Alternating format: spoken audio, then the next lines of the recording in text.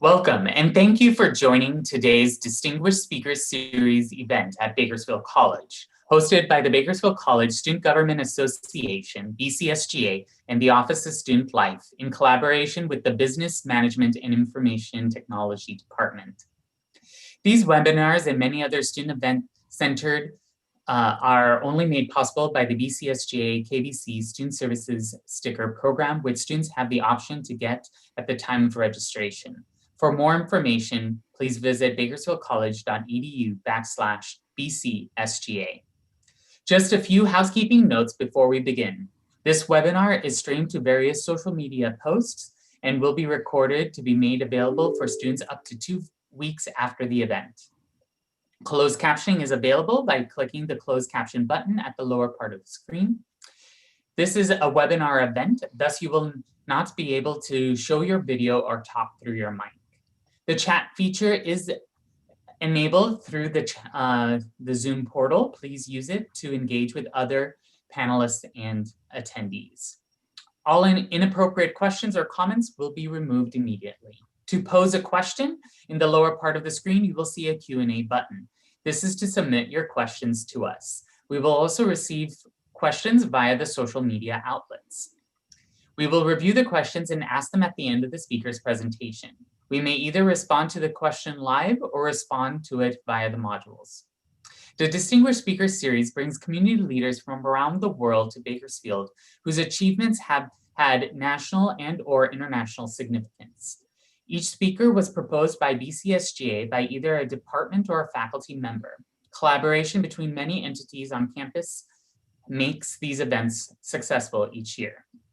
The events are free and open to the public. All events this year are scheduled via a Zoom virtual platform. For more information on future speakers, please visit bakersfieldcollege.edu/studentevents/DSS. Please note today's webinar is recorded. In case of technical issues, please stay online as we work through them. In case of disconnection, please join us live on Facebook Live at facebook.com/SGABC. If you have any questions to ask during the presentation, please submit them by the Q&A module, so the moderator will be able to respond live or at the end of the presentation. You may also pose your questions on social media outlets, and we can capture those questions there. As a reminder, we'll have another presentation at 2 p.m. Please visit Bakersfield College/student-events for more information. Without further delay, I welcome Professor Hal Mendoza, Professor of Business Management and Information Technology, to introduce today's speaker. Hi, everyone. My name is Hal Mendoza. Gordon Bellamy is a visiting scholar at the USC Games and head of the USC Bridge incubator program, helping to cultivate the next generation of leaders in the craft of game development. He's played key business and product leadership roles at Tencent, Electronic Arts, as a designer on Madden NFL Football and MTV, and consulted for numerous companies in the industry. He's the 2018 recipient of the Lifetime Achievement Award at the Game Developers Conference and was featured on Nickelodeon for Black History Month for his 25+ years of contributions to the game industry. Gordon is currently the president and CEO of the Gay Gaming Professionals and is on the board of directors for the Wave VR. Bellamy has served as executive director of both the Academy of Interactive Arts and Sciences and the International Game Developers Association. Please join me in welcoming Gordon Bellamy. Hello, and thank you, Hal, and thank you, Nikki. Really privileged to be here. Hello, Bakersfield College. Good morning. Thank you for waking up with all of us today. Just amazing times. Let's just spend a morning together. We're going to talk about games. So for me, let me get my slide here going. Here. So I know for me, whenever there's a talk, I love to know the table of contents so that I know where we are in the talk and how far along it is. That's just one of my personal things. So I'd like to share that with you. So we're going to talk about a little bit of my origin story, and you got a bit of my bio there from Professor Mendoza. And we're going to talk about history of esports, talk about esports and games and education. And we're going to talk a bit about equity and you and your ability to impact things. And of course, this talk is a service to y'all, so all questions are welcome. And that's the whole point, especially now. I think in this year we've learned, right? We all just have to do our best for each other. So I'm here for you. All questions welcome. But without further ado, let me tell you a little bit more about myself. So my origin story. So I come from a family of lawyers, and by that I mean my father's an attorney, my brother's an attorney, and I was actually named after my dad's law school professor, Professor Richard Gordon. So as you can imagine, there were some expectations set for me. And I imagine that some of you know what that's like to have expectations set for you and want to go and find your own voice in the world. So I studied engineering. At Harvard, I was going to be an environmental attorney. I studied water treatment and very important, how to make clean water.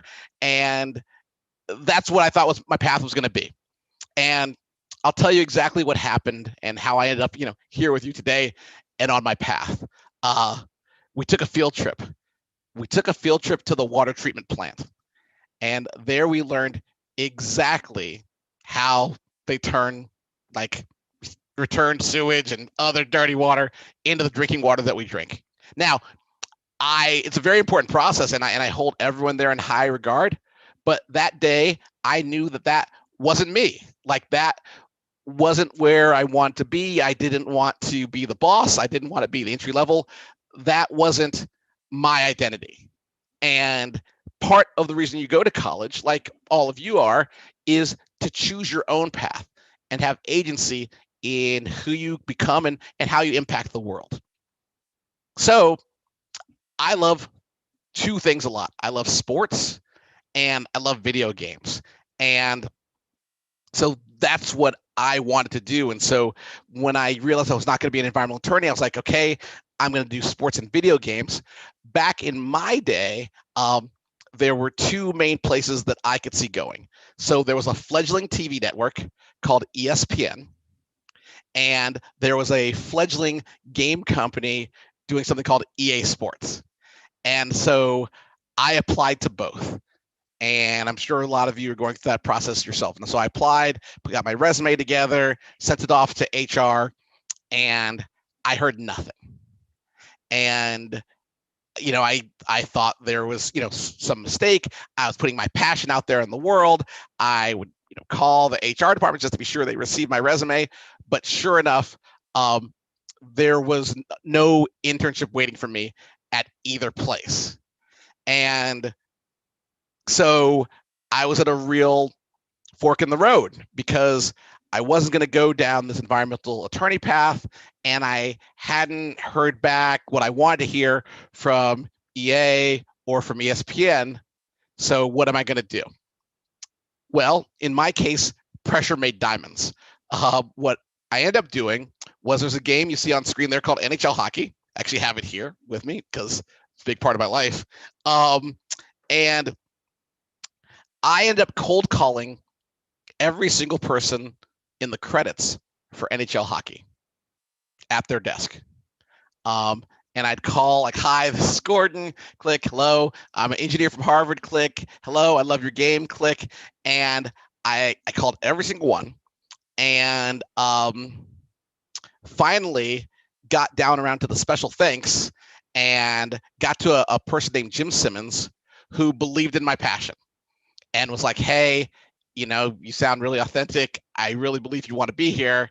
I can get you an interview for an entry-level job at Electronic Arts in quality assurance, which is like, testing games that are under development, software that's broken, that has bugs.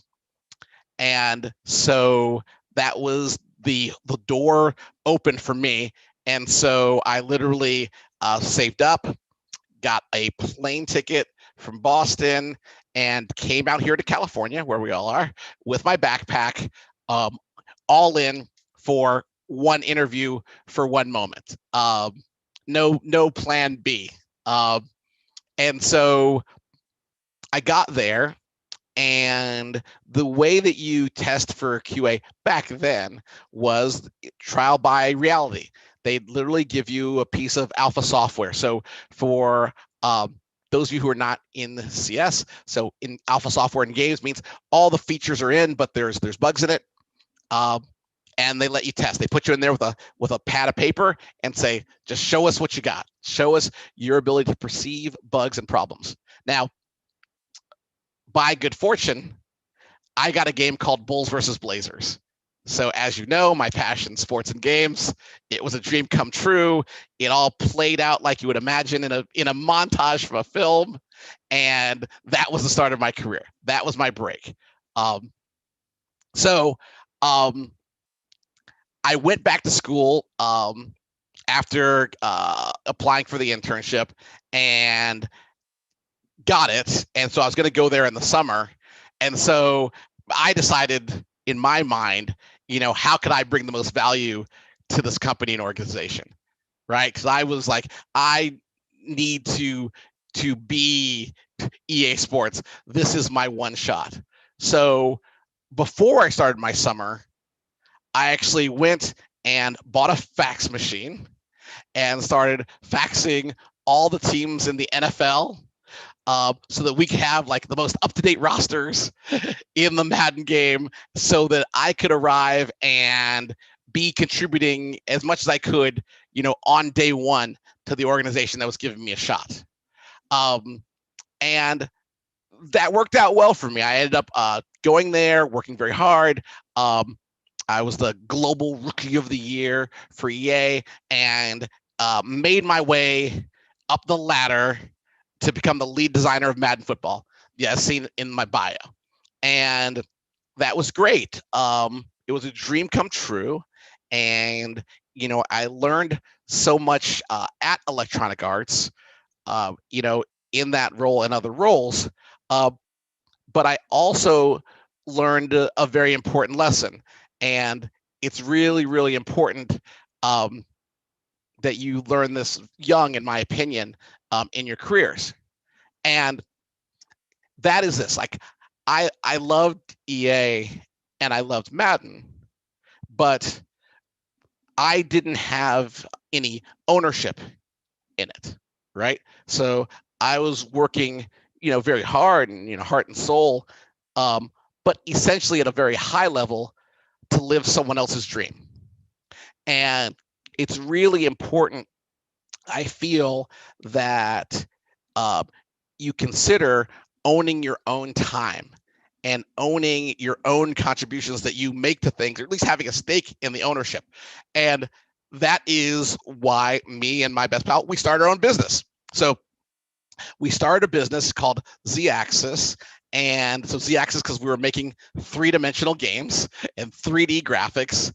And that decision is the most important one I probably made still to this day, like in my life, because we worked equally hard, but because we were growing our own business, we were able to ultimately, we sold it to a company called Activision.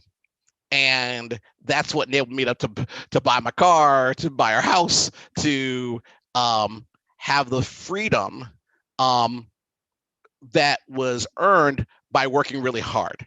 And I think that, once again, I think that like sometimes the perception is that working with the biggest brand or the biggest company is the ultimate aspiration.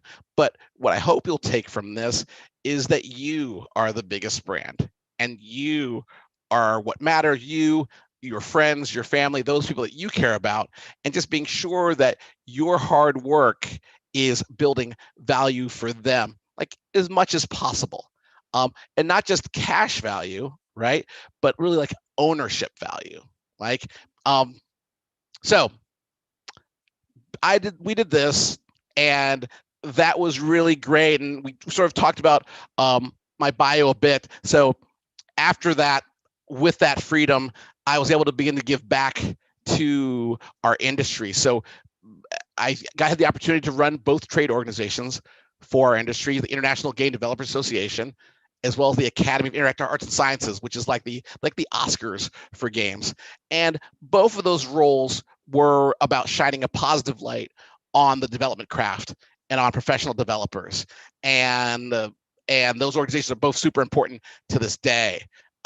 However, the biggest move for me has been entering into education. So like Professor Mendoza and Dr. Domenia, I teach.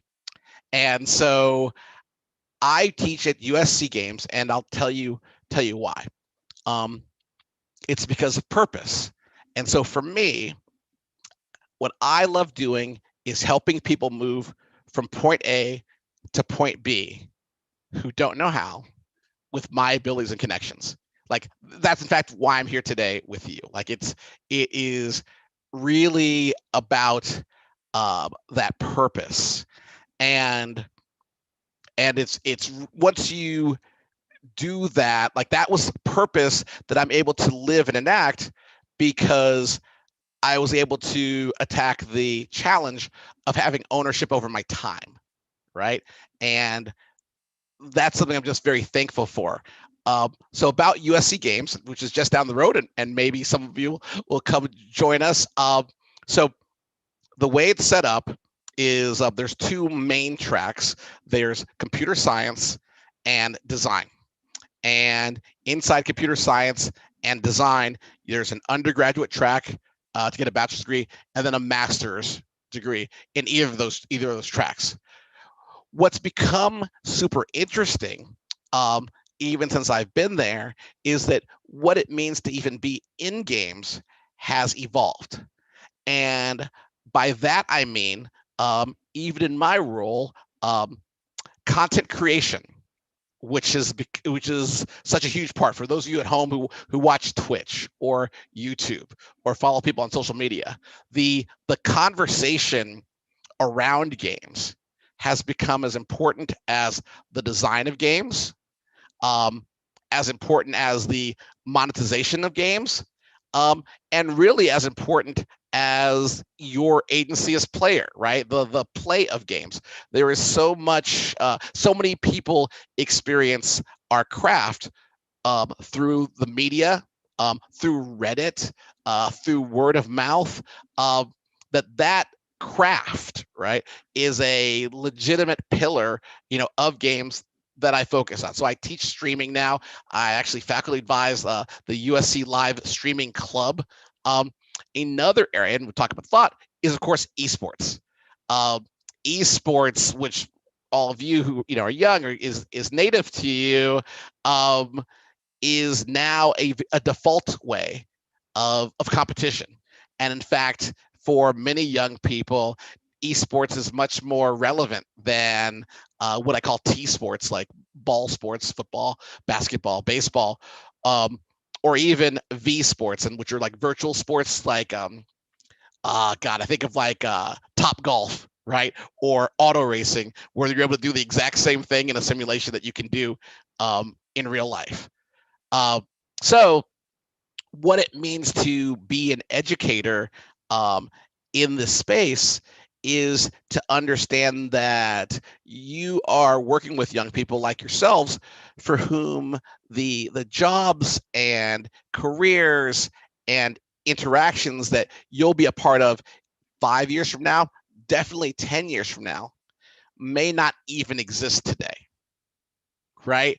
And it is a very, very, very, very interesting, but also fulfilling place to be, because the learning, right, the willingness to learn really is the point. It isn't so much anymore like rote learning. And I'll take an example from my childhood. When I was young, we'd learn the states and capitals, right? I can do it right now, Dover, Delaware. But what we really need to learn was what the capitals do. And that's really what education is about today, right? Empowering all of you to navigate the challenges and opportunities of the world that are still forming live, like in front of you. One of the things we do to do that is something called the USC Bridge. And what the USC Bridge is, it's a program that we have in place that sits between education and professionalism. And by that, I mean, there's a difference between doing projects with your friends, right, or fellow students, and doing projects for commerce, right? And I think just fundamentally, the customer is different, right? There's a difference between authorship, right? Like I've created this work, I've written this paper, evaluate it, and service, which is what most work is nowadays, which is ongoing service to customers, clients, partners. And so we have a program called the Bridge where we have our best and brightest projects, like very cool games or very cool game ideas. And we go, how can we now take a whole summer semester and pivot those young people towards service and going, what does it mean to raise money around this? What does it mean to hire people to work on this? And then lastly, what does it mean to create commerce? What does it mean not only to perhaps sell this game to a player, but also to have an ongoing relationship with that audience, right? Whether that be through the game itself and the ever-evolving software, or through social media, right? Through the brand experience of the games. And we'll talk more about that later if you're curious. So I love esports specifically.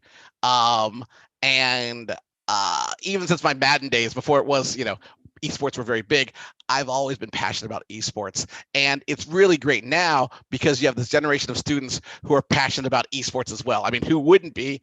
In town, this slide is now outdated. For those of you who are hardcore gamers, we used to have LA Valiant in town. And but we have like 100 Thieves. We have a lot of League of Legends. There's League of Legends players out there. There's a huge and thriving esports professional community here and around the Southern California area.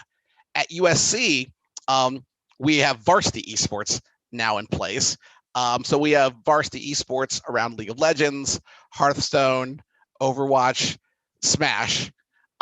And we have a hybrid student faculty organization that works together to support those varsity athletes and the club communities around it, which is really fun. But what it's become is now also a new professional pipeline because, as you know, there's lots of careers in and around esports, and some of them are happening like every year, new ones, more and more and more and more opportunities for students to take this passion and make it their professional craft. So talk a little bit more about, slide forward. Me, why games matter to me. So everyone, I've been talking this whole thing about following your passion, and I can maybe speak to my passion, and hopefully as you find or have already found yours, this will resonate. So for me personally, I'm African American, and as you know, I'm CEO of the Gay Game Professionals. I'm also gay. And what that has meant was that I was raised with a different set of rules for navigating interaction, for navigating social situations, for navigating the world.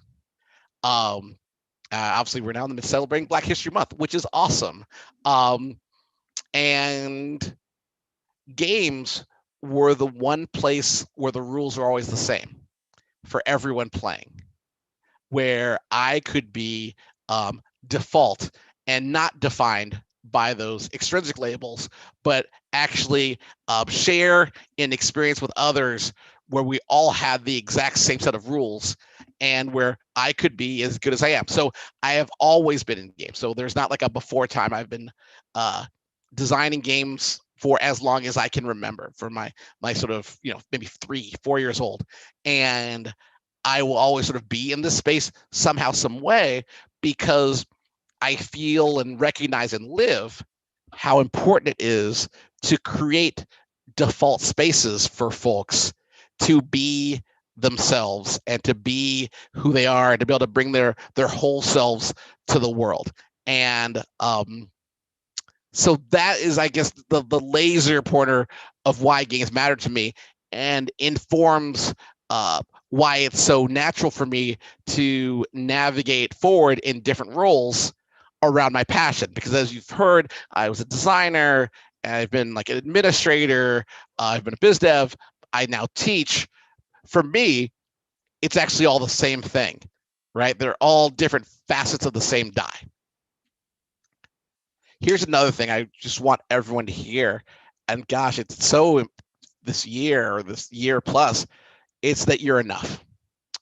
And I think the reason I stopped to say that is I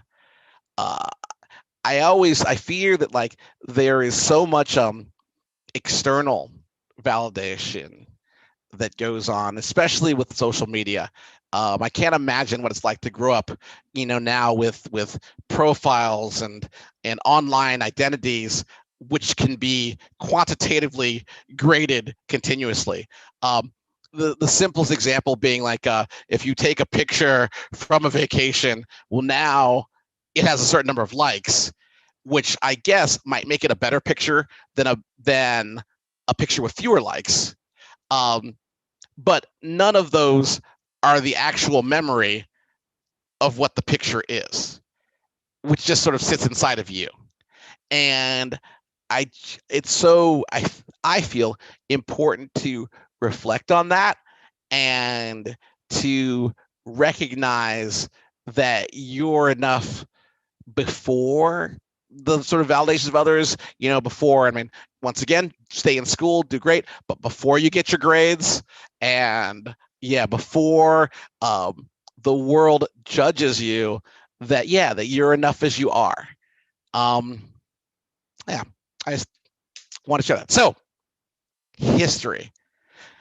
Little bit of esports history for you. I'll go through this fast because this is the way back, but I think it's important to know. So, for those who are passionate about games, so back in the day, like back in the 70s, 80s, when I was coming of age, games were isolated arcade experiences. So the video game market was dominated by arcades, which, I mean, knock on wood, were places where people could go together as groups, right, and play physical video games together. So you can see some pictures up here. You don't remember Donkey Kong, Pac-Man. Trust me, these were very, very, very popular games back in the day, and were actually the birth of esports. So the very first competitive event was actually held here in California back in 1972. And that's where players played a game called Space War. And the top prize for the competition was a 1-year subscription to Rolling Stone magazine. A magazine, of course, a set of papers stapled together. But that was the birth of this era. And the next biggest thing was an Atari Space Invaders competition, which attracted 10,000 players. And you can see the picture there in the middle. It was huge, and it was the first thing to bring video games out of niche into the public eye. It was the first time people had seen this, people gathered around video games, because video games were something that people played like in a dark arcade or alone at home. In the 90s, there was a new era of competitive gaming, and it was the birth of PC games being like a leader in the space. So the biggest thing that happened back then, that was a big breakthrough moment, was this game called Quake, and it had the first true esports event. It was 2,000 entrants online, and the top 16 players went to the competition called the E3 Expo, and the winner won a Ferrari 328 GTS owned by one of the programmers. And so that was, people thought there was no way esports could get any bigger back then. But they did. As we moved into the 2000s, we crossed over to the first time where there was like $1 million in prize money across the universe of esports. Also, you saw the rise of esports in South Korea. So one of the great things about South Korea is that they have a fantastic internet infrastructure. And what that afforded was a culture of ongoing competition that was fair and equitable around video games. And so esports boomed in South Korea, and to this day remains a huge part of game and play culture in a way that's not even here in America. Over that decade, there were like maybe 10 tournaments in 2000. There were 260 by the time we got to 2010, including like Intel Extreme Masters, heard of that, or Major League Gaming. So why all the growth? Accessibility, internet cafes, and then home computers, and the beginning of Nintendo's home console for everyone made it like more cost effective for people to play. So like cost is and remains a big barrier to entry for people playing games together. Not everyone can afford like a home PC computer and high-speed internet. A lot more people in America can afford consoles. Meanwhile, in South Korea, for example, PCs were more publicly available in PC bongs. And so over there, the culture of games revolved around PC. Then the 2010s. This is where things really changed, because television is one thing. Twitch and Facebook, as you know, are an entire other thing. And what they provided is the peak in accessibility for folks. Anyone with an interest in esports today, literally after this talk, during this talk, can go onto Twitch right now and see online content. And when Amazon bought Twitch in 2015, they integrated the streaming service into a conglomerate that is a big part of our lives.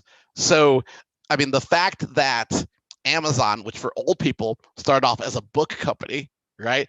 And Amazon Shopping is integrated into Twitch viewing is something that enables it to reach so many lives in so many ways that now like esports and of course streaming are pervasive. And of course, what you've seen happen is that people have discovered other better, broader uses of gameplay for streaming, and now streaming is everywhere. So the biggest games, for those of you who are new to esports, are League of Legends and Dota 2. And why are these the biggest games? I think there's a few reasons. One, they're free.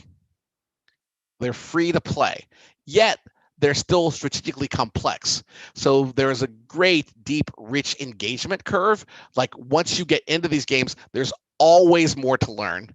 There's always more characters. There's always more to talk about in the nuance of playing these games.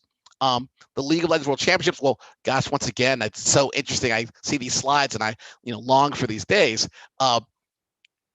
They used to brag about how they took place in big arenas.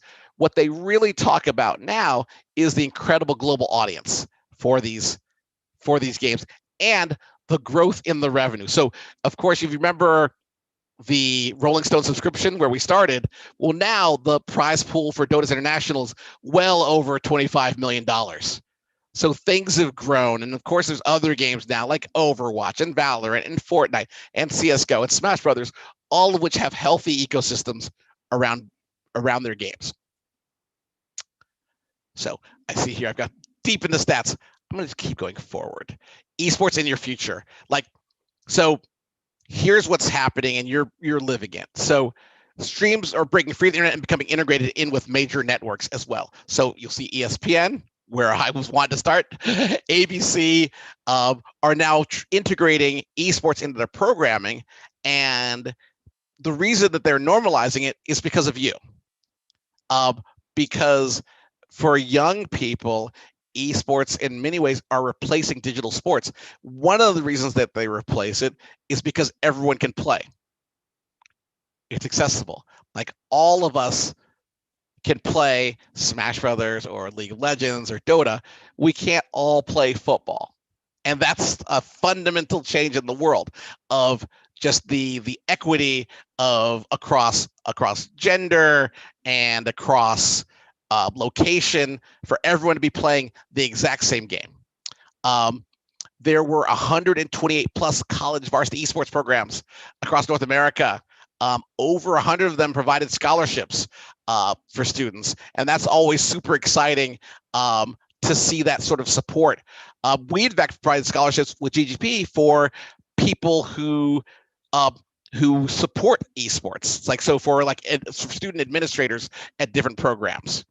At our school, for example, we have like 10 core staff. We've got about 50 varsity players and about 300 young people in our clubs supporting those sports. So the next generation for us is embedded already into the gaming ecosystem. So jobs, all of us want them. And do I have a favorite Twitch streamer? I do, Betty. I see that. Oh, sorry. So quick question. So do I have a favorite Twitch streamer? Well, I like a lot of streamers. Something that's interesting that's happened with us at USC is one of our creators has become a bit of a star in Minecraft. It's something called Dream SMP, named Eric. So Eric was a student or is a student, and now is a very popular streamer. So I'm always rooting for our own young people who are thriving. But I love lots of streams. And now, I mean, I watch a lot of music streams and game streams. God, who do I subscribe to so many. Who would I recommend to you? You know what? I'll recommend our own kid. Yeah, watch Eric. Yeah, Eric's great. Anything with Dream SMP, a lot of fun. The Minecraft is fun. It's lighthearted, relatively family friendly, good stuff. Let's see here. Sorry, the questions are welcome. That's totally cool. But jobs. I was talking before this talk briefly with Professor Mendoza. It's a super interesting time because many of you are coming from a place of school from home into work from home. And that's okay. Because especially in esports and in games, that's actually relatively native. We're digital formats, right? And so I think many of the companies in our space were the first to adapt to these times in which we live and the times of the future where there's going to be an expectation that you have the choice to work from home at least part of the time. I think that although the external circumstances which have forced this are very negative, I think that some people are finding some positives in their work family time balance by being able to work, from their home space. So there's jobs of all kinds. So of course, a lot of people talk about playing, but I just want to talk about some other roles. So business development, doing deals, marketing, of course, game development itself, which hopefully many of you are interested in, production, which is essentially the high level, the project management of games, sponsorships, right? How do we bridge games with other crafts, right? Like who does the work to bring a Coca-Cola or a Pepsi or a Gatorade or a Red Bull or G Fuel into the space, and many, many more. And I really feel esports builds important life skills. So these are 4 of them, and which are, of course, teamwork, professionalism, problem solving, and flexibility, which I think will serve you well in any field that you work in. But if you love video games, what a great place to learn about them. I think one of the really great things that that esports forces upon young people working in it is time management, because their days are always packed making esports events happen. The problem solving is so dynamic and dimensional because there are people involved, there is technology involved, there is play and audience involved, and you find yourself using your mind to work with lots of different kinds of people with different skills, with different communication styles to solve problems. And so, once again, I feel it's a great area to develop yourself professionally for wherever your career may take you. Boop. And I feel as though it benefits your education, at least at our school. So, for example, Quiana, who's one of my student assistants, who is awesome, and in fact helped me with this presentation, not only does she manage the Overwatch team scheduling and well-being, like mediating team conflicts and leading group outings and team bonding, she's now the art lead on game projects and uses her social and organizational skills from esports to manage her art team on her video game, right? And like, I'll talk about a little bit Andrew. So Andrew was assigned to lead one of our events, which is our Overwatch Carnival. And he managed it despite it being his first time handling an event which was that size, which is about 50 to 100 people.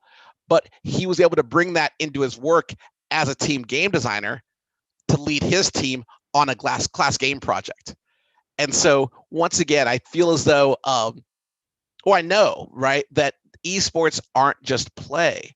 They're a fantastic space for you to learn skills that you'll be able to apply in a host of spaces.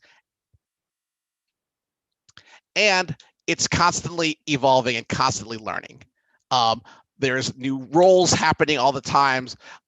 There's new games happening all the time. And as this new generation of like high school and collegiate grassroots esports grow, there's a whole new generation of people for whom the language of esports will be native. And I think that just going forward, the same way that we used to always teach people to play traditional sports to learn team building and teamwork, that esports are going to be, for you going forward, one of the ways to develop those skills. But it's important to remember yourself. So self-care, gosh, especially now. This is a quote from Quiana, who I was just telling you about. But something that can happen in a number of fields, but especially esports and especially in these digital times, is because of passion, people can overcommit. And by overcommit, I mean being constantly available, whether it be on their Discord and all the different channels that people can always reach you. And it's so important to define like a work-life balance and set boundaries and set like beginning of day, end of day times, so that you don't get burnt out giving your all to esports or to anything nowadays. It's really that's just a very important point and it's a challenge because these are new times, right? We're sort of figuring out the best practices. All of us are figuring it out live together. And I would just, put out to you that, setting boundaries for yourself, because it's so easy to be always available, will be super important to your long-term growth and development, and to being able to enjoy these things, find joy in them for a long, long, long time. And esports is ready for you. So jobs, a great site to go to, hitmarkerjobs.com. They're posting from hundreds of companies from tens of countries, on there all the time. And a wide variety of jobs. One of my favorite jobs was when the Philadelphia Fusion was hiring a meme specialist for $17 an hour. But from writing social media posts to being on camera to managing events, there's something for everyone. And the opportunities are there. You just gotta go get them. I put on here Sabrina Wong. I'm so proud of her. So she went to UC Riverside, but then went from UC Riverside to Blizzard, from Blizzard to LA Valiant to 100 Thieves, Evil Geniuses, and now has even started her own businesses. She has her own fashion line around esports culture, while also being an esports executive. There was just a wonderful world. Like, none of those things would have existed back when she started in college, where y'all are. But I just feel as though we're going to open so many doors for you going forward. So, like I've said, younger people are much more interested in esports than traditional sports. It's organic. You understand it. It's really more of a generational thing. People who ridicule esports and gaming. Gaming now is a fantastic breeding ground for diversity. As we mentioned, it's a shared experience. It's accessible to all, and becoming more and more accessible, especially now that physical hindrance is not a thing. And I mean, the generational divide is really okay. I think that like violent contact sports are not necessarily always good for you. I think that concussion's bad, and playing games and meeting others and making friends across the world good. I think it's so meaningful that we're able to have shared experiences with people across the globe and have shared understandings and positive outcomes that are not defined by where you're from. And that is something super unique to esports as a culture, which by definition like brings together people across like boundaries and borders of all kinds, and values, inclusion. Plus, it's super fun. So how can we emulate the success of games, right? How can you grow the future? I think to think about is this. Games and esports, though they're not innocent by any means, have been able to begin to break away from a lot of the biases and traditional beliefs around like gender and identity. I think that there is a creativity that is possible in play and in digital play, which is unprecedented. There's never been anything like it for folks. I think that for you, disrupting, the historic roles that have been put upon you is something that you're able to do in the game space and give you the opportunity to grow the future. And I know a lot of you are, but I'd just say, just continue to think about expanding your awareness to foster inclusion and diversity and just meaningful engagements in games and play. And especially as you form organizations and groups, just be thoughtful about how inclusive you can be, how you can be leaders in gender equity and expression, and really define leadership for yourselves. So why diversity? I obviously talk about a lot, but I think diversity makes us strong. And diversity is critical to both creative and business and really life endeavors. It's not just like something to check off. It's the outcome of justice, of treating each other with respect and treating everyone as valuable as they are as people. So wrap up. Change starts with you. There's things you can do every day. Gosh, it's so important. I was talking once again with the professors about this. Like, the world is acting on you and putting a host of constraints, on all of us and limits that did not exist before. And so it's more important than ever that you act on the world in a positive way, and you act on the world to make it better in the ways that you can. Because I know that you have potential and that you are valid and you matter. And as I said, you're enough as you are. So questions. Let's talk about games. And here's my contact info. So yeah, normally if we were on campus back in past times, I would just stay on campus. We'd just talk. But these are digital times. I want you to be able to reach me. Here is my Twitter. Here's my Instagram. Here is my LinkedIn. I encourage you to add me. Thank you. And if we have any questions, or we'll talk shop.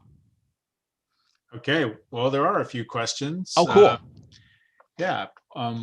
Magdalena asks, how old does one need to be to make and publish a game? How old does one need to be? Oh, well, I think the question isn't to publish a game, it's to have a relationship with customers. right? Which are two different questions. So I would seriously suggest that although you could make a game at any age, I would not suggest publishing a game until someone is at a point where they're an adult, right? Or they have some parental adult supervision in interacting with customers, right? With people who are going to be playing their game, who are going to be commenting on their socials, who are going to be interacting with them with the expectation, of being a customer. But you should always make games, right? But yeah, there's a difference between just like setting up a lemonade stand, right? Lemonade stands are set up with parental supervision because you're interacting with the world, right? I think really that's the same rules apply. That there should be an adult. Yeah, I feel strong. There should be an adult dealing with business transactions around games. But you could at any point make games or contribute to games, art, audio, anything design at any age. Okay, thank you. Another question, Trey asks, Mr. Bellamy, with the expectation from your family to be an attorney, Sure. What was their reaction to the change of career direction, and what is their take on it now? That's a great question. So there's two parts to that. So, I spent a lot of years chasing that validation, Trey. So I'll tell you, I remember so Madden showed on the Super Bowl, right? And I was like, oh my gosh, look, the game, what I do, it's on the TV. Look it. And they were like, that's cool. You can really understand those contracts better with a law degree, right? Here's what I would offer would be my life advice, right? Which is this. At some point, you have to run your own race. If you let someone else run your race, at some point, you won't have any race left to run. Okay? And that sort of comes from the inside, right? Like at some point, you have to be accountable for how you are going to live your life, how you're going to treat yourself, and how you can interact with others, right? When you're a child, you're not accountable because parents, right? But as an adult, at some point, that's something, it can be hard, right? Because everyone, wants validation, but you have to be one of the people in the room who counts as a validator. And so to literally answer your question, I'd say work in progress. My brother's still a lawyer, my dad's still a lawyer. They know it's so funny. Yeah, like all the things in the world doesn't diminish their truth. But I think I have my own conviction in myself, and how I'm living. So that's what I lean into. That's great. Yeah, we appreciate your openness and answer these questions. Sure, no worries. Glad to. What do you think about all this hoopla that's surrounding GameStop? Got any opinions about that? I have no insight on the hoopla. I think that's like anything where it's in the details, right? And I think a lot of people are having very different experiences. And that those experiences aren't per se even about GameStop, I guess would be what I'd put it. I don't think GameStop is the actual topic. I think GameStop just happens to be the it'd be like the Battle of Waterloo is not about Waterloo. Okay, if that makes any sense, right? Like I think that the very real and complex issues around GameStop, I guess I would respectfully say that different people are having different experiences, and it will be time before we even see the outcome, right, of how people were affected by their involvement or lack of involvement, right, in GameStop investment. That's put it.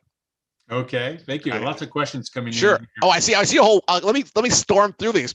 Did I Okay. geek out when Ninja appeared in a commercial with Peyton Manning? Do you mean did I geek out when Peyton Manning appeared in a commercial with Ninja? Because video games, number one. Yeah, I go. It is great when game people are able to reach broader audiences as a window into games. That's cool. Was it significant to me personally? Sure, because we can talk about it, right? It's a way to talk to new people and to bring them into games and understanding, like, is he a game player? Is he a game maker? Is he an engineer? Like to at least understand that there is a whole world of people around games. What are my thoughts on Discord and gaming? Amazing. I'm on Discord right now in about 98 channels. I teach in Discord. Okay, this is a really specific thought. So Discord is great for teaching because I'm able to democratize asking questions across different communication types, by which I mean, if I just leave it to raising hands, well, then very aggressive, often male students will demand their time, like demand to have their question answered. And then we'll just sit here and go like this until they get it answered. And then people who are quiet, people who are thoughtful, right? Even people who are amiable will not get an equal chance to ask their questions. Also, students who are brilliant and English is their second language get a chance to formulate their questions and be as smart as they are because they can write it in Discord and not be performing in English, just thinking and asking what they want to ask. And so I'm huge on Discord. Discord is Bay. When else did you ever imagine something like Discord existing? Well, things like Discord have always existed. I mean, there's always been ways to chat online. What they didn't have as easily was the ability for you to share your identity across different communities so effectively while chatting, and they didn't have like the video integration. Like people having the internet speed for video has been transformative, right? Hey professors, I mean, we're on a video call from different cities in real time to educate X number of people. Like this didn't, this is post Star Trek, right? Like this is better than Beam Me Up Scotty. This is like, oh, what do you see down there? I'll just show you a video, right? Like this is now and fantastic. And then Cyberpunk issue, there are multiple issues with Cyberpunk. So I don't know which issue you're asking about, but I would say that we're all learning from the Cyberpunk experience, and many people have had a fantastic time playing it. So there it is. Oh, and thank you, Cheryl. Sorry, back to you, Hal. Sorry. Okay. I just stormed through those questions like boom, Benny, like that. Excellent. Kara she says 3 questions. In terms of equity, what is being done to make games more accessible for people with disabilities, specifically those that affect the hands, vision, and hearing? I guess that's your first question. All right, well, let me get A out of the way and go lean into expertise. So there's an organization called Able Gamers, and let me see if I can put the link in the chat. Who lead the charge. They are who I trust. Like Able Gamers is all about enabling and not just including, but empowering accessibility for people who are friends, who are family. Here, let me put it. Can I put it in the chat? Let's see here. Control C. ablegamers.org. But to answer your question in the best way possible, there are other organizations, but this is where I would start, like for real. Like they're so awesome. Yes, sorry. There are two more questions. Sorry. It looks like COVID has revealed a really big inequity in terms of access to technology. What is the gaming industry doing to help close that digital divide? That's your second question. Ooh, that's a heavy lifting question, right? That is almost like healthcare for all. There are 2 divides happening at least. Okay, the healthcare divide would be what I would be, if it were, just gonna put out there, more concerned about, right? Because right now, right, we're literally trying to get a vaccine out to X number of people, right? And how people are able to get access to even the information about it is a digital divide. I think that even for learning, like you're hearing this talk, right? But imagine a world where you don't have high-speed internet, or imagine a world where you don't have your own device inside a household to just watch what you want, right? To engage how you want. Like the disparity, right, which is being created like every day by this is bigger than a games problem. That is a global, like the global digital divide crossed with time, which is happening right now, is if it has not already, going to turn into a huge socioeconomic divide, right? Because remember, you can't even apply for a job right now if you can't get it. You couldn't even forget, oh, I'll just stop by and put my resume on the at the secretary's desk. Nah, right? That does not exist. So the divide which is happening right now is we won't know the measure of it for years to come. And is games as an industry do anything about that? I think that's actually not per se a games problem. That's actually it's more like access to water. And you'd be asking, like, what is Coca-Cola doing about access to water? And I go, no. There'll hopefully be a cultural demand like that. We need to have, internet, basic right, because of all these things that you can only get access to via the internet now. So that's my question, but it's a great question. Like digital civil rights. Like that's a whole area that did not exist, right? Like, in fact, you remember, like maybe a few months ago, it used to be like, oh, some people like, oh, I don't even have a cell phone. I don't even have this. And that would be like a thing to do. But now, whoops, you better get one because digital times. Sorry, question 3 though. Okay. Question 3. Finally, sexism is a common experience for women as well as non-binary GNC people in gaming. Yes. Are there any initiatives or more structural educational efforts to make gaming a more inclusive and welcoming environment? Gotcha. Great question. So you're talking about systemic bias. So systemic bias exists, once again, bigger than games, and specifically inside of games. I will tell you me and my own journey and what I'd recommend to you. Okay, default spaces. So by default spaces, I think I talked about this a little bit. It's places where you don't have to ask the qualifying questions that you navigate being non-binary or being female before getting to be as awesome as you are, right? And so whether it be through gay game professionals, which I welcome you to join. We do lots of great, we're going to be on the front page of Twitch this February and March. Follow us on Twitter, Instagram. There's Women in Games International. There are a number of organizations which are about creating default spaces, right? Default spaces afford growth to leadership. Growth to leadership affords decision-making. It's only through, once again, going back to my talk, ownership of things, that you get to systemically make things better for folks, right? And taking inclusion as an example, there's a big difference between experiencing inclusion and being inclusive, right? And I believe what you're actually talking about is how do we empower ourselves to be inclusive, right? Versus how do we externally be included, right? Because if you're being included, well, that means you can also be excluded at any time because you're not making the rules. You're just benefiting from a moment of inclusion in something that's not yours. Soapbox off. I hope that begins to answer your question. Okay, so yeah, we have quite a few audience questions here. Oh, okay, sure, whatever. Yeah, I can't see them, so you tell me where to go. Yeah. Okay, so here's one again from Trey. Sure, Trey.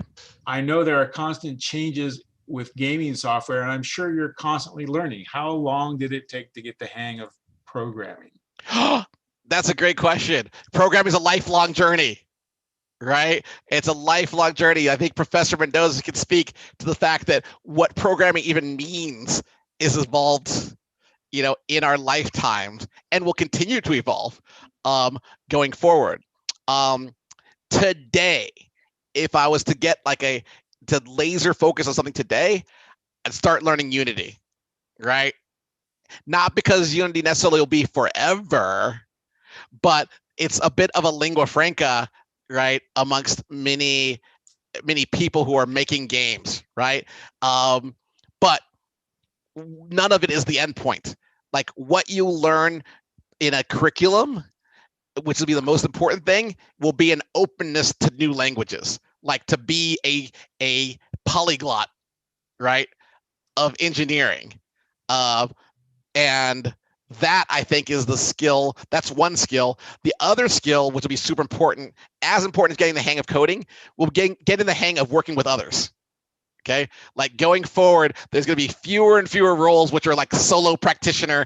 I'm the specialist in this, but don't need to really healthily engage with other people in order to create greater experiences, right? The same way that games are so networked, I feel as though the development of games is so networked that working on group projects is probably the biggest single skill that I'd actually want to have going forward.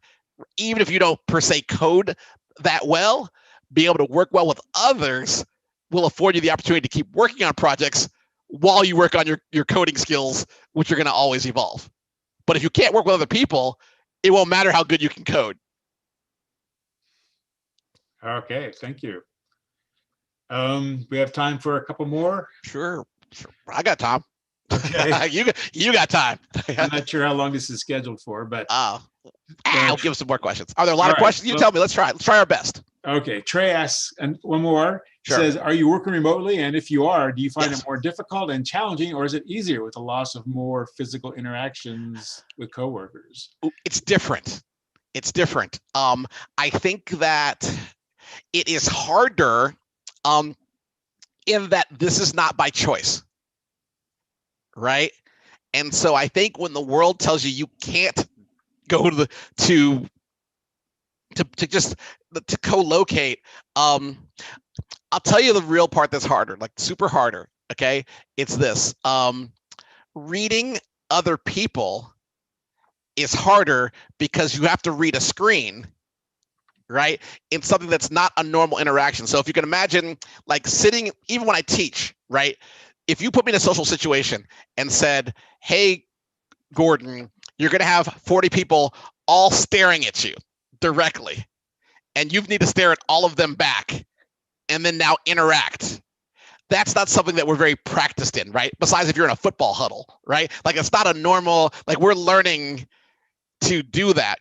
And I sort of call it reading the Zoom, right? Like it's what does it mean if you turn your camera off, right?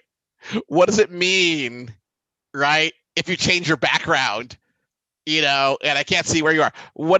There's lots of social cues that you can't read even necessarily like body language the same way that we as humans are super good at, right? We're super good at seeing if someone's palate, like how someone feels about what we're saying, that have been totally cut off by this camera interaction.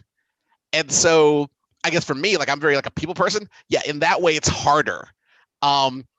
It's also harder to do something as simple as like small conversations, like let's quickly break out into a room, or let's quickly share the floor effectively, because there's like a new awkwardness to who gets to talk next that we as humans have learned around a dinner table how to talk. I don't think we have had a lot of dinners around a Zoom, and so we know how to have a conversation in the same way.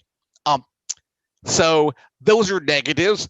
I think positives, everyone's finding their own way, but I think that that the control over those digital modalities for some people really does help them, because they'll be like, oh, I just need to stop this camera for a second, right? I'm not mad at you. I just need to stop the camera for a second, so I'm not serving you all those social cues. And maybe that's better. Maybe some arguments have been avoided, right? You know what I mean? Maybe some embarrassing moments have been, your generation, Trey, is going to teach us about this. Like really, like the etiquette, the social norms, like what's right, what's wrong, is going to be born out of a whole generation of young people who came of age in Zooms, right? Zoomers. They don't even have your own name, right? It's not boomers, it's Zoomers. So it's not up to me what is better or worse. Sorry. Next question. But good questions, Trey. But next question. All right, there's a question in the chat. Sure. Oh, above here. Oh, what do I think about Google Stadia? And was it Google's fault for letting it fall out? Letting it all out. So what everyone's talking about here, so Google Stadia is a platform, and they just shut down first-party development. I believe that's what you're asking about. That just happened like today. So I don't know. I find pointing blame at folks doesn't propel anyone forward. What I do think is that I hope that all those people, human beings, are able to find work, right? Because they're all trying to eat food this month. And so, like, just real talk, like, I don't care. Google's rich, right? I think there's a number of individuals who I hope that there's an opportunity as an industry to collectively lift them up and be like, hey, we get it. All of you need to eat food. What can we be doing as an industry to help you eat food and feed your families in the months ahead, right? Like, there's no, I mean, I would say whoever's asked the question, it's a pandemic. There's no time for schadenfreude. Like, there's really only time to do what we can to lift each other up. Like, period. Okay. Well, we have a question here. Sure. Thank you. From what are your thoughts on open source software in video games? Okay, it's a broad question. Open source is great. Like, look, democratization and sharing. Here's what I love about open source, right? What open source says is that, once again, the things that divide us, like, I'm from California, you're from Nevada. You're from Nevada, you're from Timbuktu. You're from Timbuktu, that's weird, I'm from Sweden, right? Guess what we all have in common? Open source software, right? And that we can all be additive to something that we all share is such a fundamental world value that we need right now, that I'm like, yes, like, the more projects, the better, the less, like, this isn't even political. I'll just say these are facts, right? So our nations are battling over resources to make vaccines, right? And to purchase them so that we may live, okay? You would think, right, that this is a global question, right? And that everyone would be like, kumbaya, how do we just get the most vaccine out to the most people? Because, living, right? But it's actually seen as like a national question, right? And I think the same thing, like, of games and play, like, the more questions that we can see as human, which is what open source does. Like, open source means, oh, it's open source. If you're human, then you contribute to the code. Well, yeah, I hope there's some stuff that we all use that is open source. That'd be like the best thing to happen for, like, the world, right? Like, it doesn't matter what it is. Could be our alarm clock, could be the microwave timer, doesn't matter. But if we knew it was open source, that anyone in the world could be contributing to it, that would be like, it'd be like if we all went to the moon together for the old people, right? Like, if everyone helped us go to the moon, right? Like, that sort of vibe. That's how I feel, about open source. Hey, thank you. We have one more question, Sure. and it's from Trey again. Okay, Trey, what's up? Which is the hardest title that you had to do programming and coding on, and which one took the longest? Okay, different question. Okay, these are two questions. So the hardest, God. So this weekend, we were at the Global Game Jam making a game, and that was probably it was the heart of God. It was great fun. For those who are not familiar, Global Game Jam was an event like this weekend, like 580 sites around the world, all making games on a single prompt. But everyone meeting like on a Friday to finish a game on a Sunday, right? And so the process of getting everyone's roles, deciding what our software implementation would be and our processes, evangelizing a design, executing, iterating on it, debugging it, publishing it in 2 days. It was the most super pleasurable, but also super hard because you just don't have time to cool off, clear heads prevail. There's no time to disagree, no time for all of the human things that you might normally go through over the course of a software process. There's only time to move the software forward. And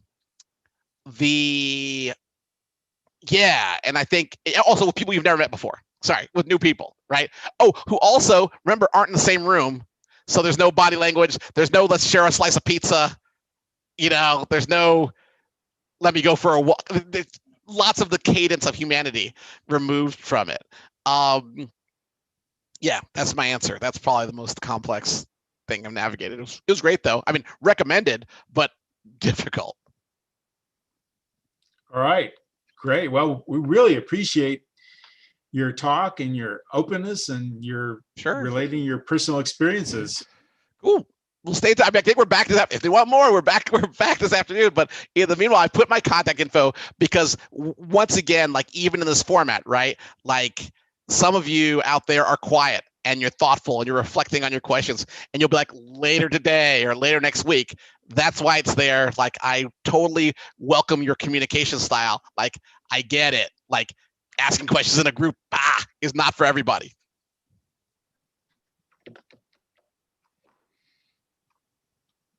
Cool. All right, then. And thank you. Sorry, Professor Mendoza. Thank you. Dr. Damiana. Thank you, Benny, by the way. Benny probably gets credit, but Benny making this happen. Thank you, Benny. Thank you. Cool. So I guess it's time for lunch. Self-care.